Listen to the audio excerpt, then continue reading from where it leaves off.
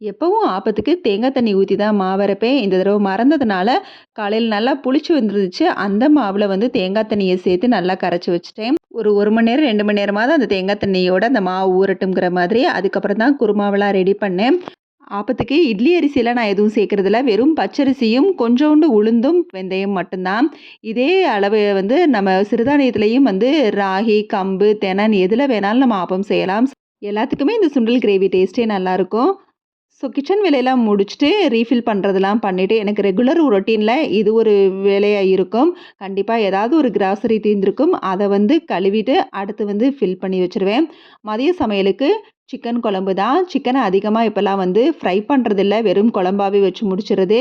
Summer வந்து வேற start ஆயிருச்சு. ஸோ இப்ப நம்மளுக்கு கொஞ்சம் மழை பெய்றதுனால அந்த அளவுக்கு தெரியல. இருந்தாலும் வந்து இந்த மாதிரி குளிர்ச்சியான ஐட்டங்கள்லாம் நம்ம சேர்த்துக்கணும். மோர் எடுத்துக்கிறது ரொம்பவே நல்லது. ஸோ டெய்லி 1 கப் மோர் எடுத்துக்கங்க.